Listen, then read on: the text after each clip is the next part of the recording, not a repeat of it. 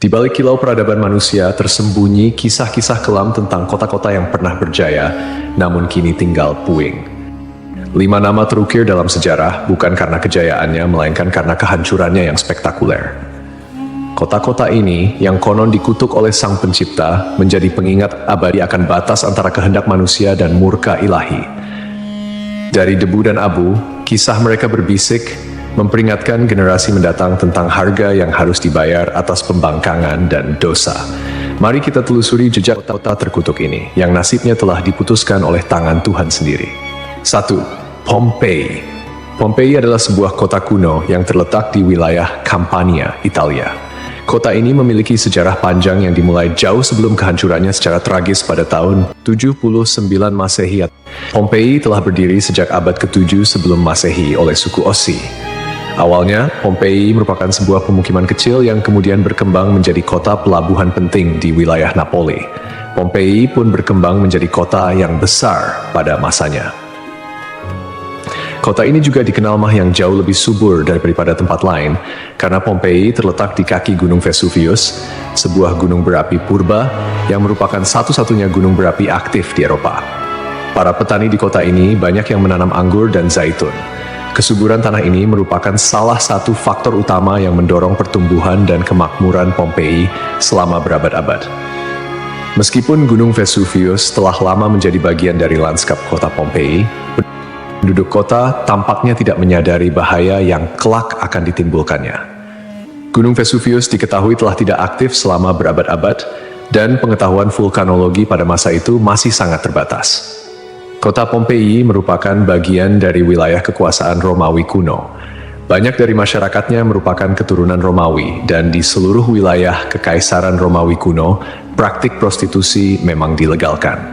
Namun Pompei menawarkan sesuatu yang lebih. Diperkirakan ada 35 rumah bordil yang tersebar di kota ini. Di Pompei ada beberapa lupanar, dengan yang paling terkenal disebut Lupanar Grande, yang merupakan satu-satunya rumah bordil besar yang ditemukan di sana. Kata lupanare sendiri berasal dari kata Latin lupa, yang berarti serigala betina, istilah yang juga digunakan untuk para pelacur pada zaman itu. Di dalam Lupanar Grande, ditemukan kamar-kamar kecil dengan lukisan erotis di dinding, yang kemungkinan besar digunakan sebagai semacam menu untuk layanan yang ditawarkan di sana. Rumah bordil ini memiliki 2 lantai. Lantai pertama diperuntukkan bagi kelas bawah, sedangkan lantai kedua digunakan oleh pelanggan kelas atas. Jumlah yang tergolong banyak mengingat Pompei hanya seluas 12 km² dengan populasi sekitar 11.000 orang. Untuk menuju rumah bordil, jalanan di Pompei diberi petunjuk arah berupa pahatan falus alat kelamin laki-laki, sebuah tanda untuk membantu orang asing yang mungkin mabuk berat atau tidak bisa berbicara bahasa lokal. Praktik prostitusi biasanya dilakukan oleh para budak yang memasang tarif sangat murah. Bahkan tarif di Pompei jauh lebih murah daripada di wilayah Kekaisaran Romawi lainnya. Dengan membayar setara harga seperempat gelas anggur, setiap laki-laki yang datang ke Pompei sudah bisa memesan pelacur. Pada salah satu dinding aula, ditemukan tulisan yang artinya, "Jika Anda mencari pelukan manis di kota ini, semua gadis di sini tersedia." Hubungan seksual yang diwajarkan tidak hanya terjadi antara laki-laki dan perempuan saja. Penemuan grafiti menunjukkan bahwa homoseksual dan pemerkosaan anak juga menjadi hal yang biasa di Pompei. Temuan inilah yang membuat Pompei dijuluki sebagai kota maksiat, terlepas dari arsitekturnya yang megah dan keberagaman karya seninya. Akhirnya, setelah kegiatan maksiat di kota ini semakin parah dan menjadi pemandangan yang lumrah, pada tanggal 24 Agustus 79 Masehi, sekitar tengah hari, terjadilah letusan mahadahsyat dari Gunung Vesuvius. Gunung ini mengeluarkan kolom erupsi yang luas dan tinggi hingga mencapai ketinggian 33 km. Abu vulkanik dan batu apung mulai berjatuhan di Pompei dan di daerah sekitarnya. Tebalnya erupsi menyebabkan kegelapan di siang hari dan membuat orang-orang kesulitan untuk bernapas, sehingga penduduk Pompei banyak yang tidak sanggup melarikan diri. Kemudian pada malam hari, letusan mencapai puncaknya. Serangkaian awan panas yang mematikan mulai menyapu kota dengan kecepatan tinggi dan membunuh siapapun di kota tersebut. Meskipun sulit untuk memastikan jumlah korban jiwa yang tepat, diperkirakan ada sekitar 2.000 orang yang tewas di kota Pompei, meskipun banyak juga yang berhasil melarikan diri pada tahap awal erupsi. Namun, mereka yang tertinggal atau terlambat melarikan diri menghadapi nasib yang sangat mengerikan. Kota maksiat ini hancur lebur bersama 500 tahun. Setelah sekian lama, Pompei ditemukan kembali pada abad ke-18 dan penggalian yang dilakukan mengungkapkan banyak artefak serta mumi-mumi yang terkubur di bawah abu vulkanik. Pompei kini menjadi simbol peringatan akan bahaya dari keangkuhan dan dosa manusia.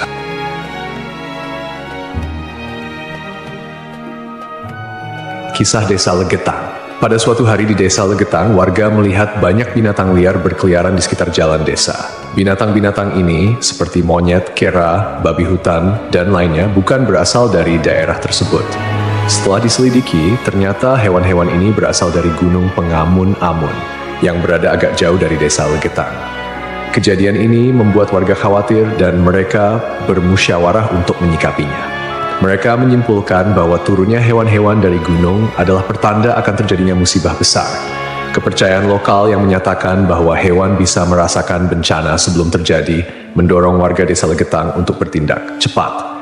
Mereka memutuskan untuk kerja bakti membuat parit di lembah Gunung Pengamun-Amun sebagai upaya antisipasi bencana, khususnya longsor. Desa Legetang terletak di dataran tinggi Dieng, Kecamatan Batur, Kabupaten Banjarnegara, Jawa Tengah. Desa ini dikenal dengan tanahnya yang sangat subur, bahkan lebih subur dibandingkan desa-desa lainnya di sekitarnya. Sebagai contoh, jika semangka yang ditanam di desa lain hanya mencapai berat sekitar 6 kg, semangka yang ditanam di Legetang bisa mencapai 10 hingga 12 kg. Setelah parit selesai dibuat, kehidupan di desa kembali normal. Desa Legetang adalah desa yang makmur, hanya sedikit orang miskin di sana. Banyak saudagar kaya yang hidup mewah dan uang sering dihamburkan untuk hiburan. Setiap malam, mereka sering berjudi dan mengadakan berbagai hiburan yang tidak pantas, seperti kesenian lengger yang kadang berujung pada tindakan asusila. Kesenian ini yang hanya dilakukan di desa tersebut menjadi simbol betapa jauhnya masyarakat desa ini dari nilai-nilai agama dan moral. Setiap malam, penduduk Desa Legetang terlibat dalam berbagai bentuk kemaksiatan, termasuk perjudian, mabuk-mabukan, dan seks bebas. Mereka yang tidak terlibat dalam perilaku ini tampaknya membiarkannya, seolah-olah itu adalah hal yang wajar. Beberapa sumber melaporkan bahwa tingkat kemaksiatan di desa ini sangat tinggi, dengan beberapa laporan ekstrem seperti hubungan seksual antara anak dan ibu kandung. Desa Legetang mengalami hujan yang sangat lebat. Cuaca ekstrem ini disertai dengan petir yang menyambar-nyambar dan suara guntur yang menggelegar di langit yang gelap. Tiba-tiba, terdengar suara ledakan yang sangat keras yang dapat didengar hingga ke desa-desa di sekitarnya. Bukan paginya, setelah badai reda, penduduk desa-desa tetangga terkejut mendapati bahwa Desa Legetang telah tertimbun tanah dari puncak Gunung Pengamun-Amun. Tragedi ini menelan korban jiwa 351 orang, termasuk bayi dan balita. Hanya satu orang yang berhasil selamat, yaitu seorang pemuda bernama Suhuri yang sedang berada di luar desa saat kejadian. Secara logika, sulit untuk memahami bagaimana Desa Legetang bisa tertimpa longsoran dari puncak gunung yang jauh dan terpisah oleh lembah serta perkebunan. Penduduk desa telah membuat parit sebagai antisipasi terhadap longsor, tetapi bencana ini tampaknya melibatkan fenomena yang tidak bisa dijelaskan dengan mudah. Ada yang berpendapat bahwa kejadian ini adalah azab dari Allah, karena tidak dapat dipahami secara rasional. Ashabul Ras. Ashabul Ras adalah sebuah kaum yang hidup pada zaman dahulu.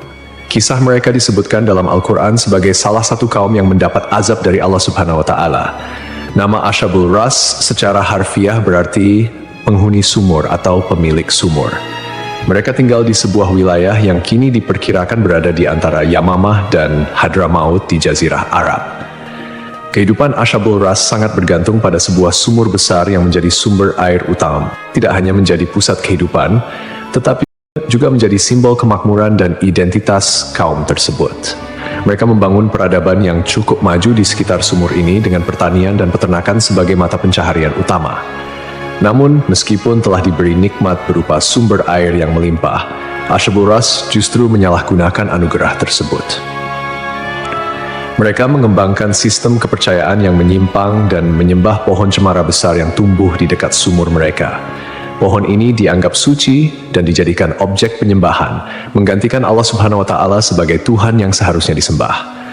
Kemusyrikan Asyabul Ras tidak berhenti pada penyembahan pohon saja. Mereka juga mengembangkan praktik-praktik yang bertentangan dengan ajaran tauhid, seperti membuat patung-patung yang merepresentasikan dewa-dewa mereka, kemudian melakukan ritual dan persembahan kepada pohon cemara, serta menolak ajaran-ajaran monoteisme yang dibawa oleh para nabi dan rasul. Allah Subhanahu wa Ta'ala dalam rahmatnya yang tak terbatas tidak langsung menghukum Asyabul Ras. Sebaliknya, Allah Subhanahu wa Ta'ala mengutus seorang nabi kepada mereka untuk membimbing dan mengingatkan mereka akan jalan yang benar. Nabi yang diutus ini, menurut beberapa riwayat, adalah Nabi Syuaib, meskipun ada juga yang berpendapat bahwa ia adalah nabi yang lain yang namanya tidak disebutkan dalam Al-Quran. Nabi yang diutus kepada Asyabul Ras berusaha dengan gigih untuk mengajak kaumnya kembali ke jalan yang lurus. Ia menyampaikan risalah tauhid, mengajak mereka untuk hanya menyembah Allah Subhanahu wa Ta'ala dan meninggalkan penyembahan terhadap pohon dan berhala. Nabi ini mengingatkan mereka akan nikmat-nikmat Allah Subhanahu wa Ta'ala yang telah diberikan, termasuk sumur yang menjadi berkah dalam kehidupan mereka. Namun, meski telah diingatkan, mereka tetap keras kepala dalam kekufuran dan kemusyrikan, bahkan mulai mengancam dan memusuhi Nabi yang diutus kepada mereka. Penolakan ini berlangsung dalam waktu yang cukup lama, menunjukkan kesabaran Allah Subhanahu wa Ta'ala dalam memberi kesempatan kepada hamba-hambanya untuk bertaubat. Setelah bertahun-tahun menolak ajakan Nabi mereka dan tetap teguh dalam kekufuran, akhirnya azab Allah Subhanahu wa Ta'ala turun kepada kaum Asyabul Ras. Azab ini datang sebagai konsekuensi dari penolakan mereka yang terus-menerus terhadap ajaran tauhid dan ketekunan mereka dalam menyembah selain Allah Subhanahu wa Ta'ala. Menurut beberapa riwayat, azab yang menimpa Asyabul Ras terjadi dalam beberapa tahap. Pertama, terjadi kekeringan dan paceklik. Allah Subhanahu wa Ta'ala mulai mengurangi curahan rahmatnya dengan menahan air hujan. Akhirnya, terjadi kekeringan berkepanjangan. Tanaman-tanaman mereka mengering dan ternak mereka mulai mati kelaparan. Ini merupakan peringatan awal bagi Asyabul Ras, namun mereka tetap tidak mengindahkannya. Kemudian terjadi pencemaran sumur. Sumur yang menjadi sumber kehidupan mereka tiba-tiba tercemar. Airnya berubah warna, berbau busuk, dan tidak layak dikonsumsi. Hal ini menyebabkan krisis air yang parah di kalangan Asyabul Ras. Lalu datanglah gempa bumi. Sebuah gempa dahsyat mengguncang wilayah tempat tinggal Asyabul Ras. Gempa ini menghancurkan bangunan-bangunan dan infrastruktur yang telah mereka bangun selama bertahun-tahun. Akhirnya, mereka pun binasa, meninggalkan kisah yang menjadi peringatan bagi generasi-generasi setelahnya tentang konsekuensi dari menolak petunjuk ilahi dan hidup dalam kemusyrikan.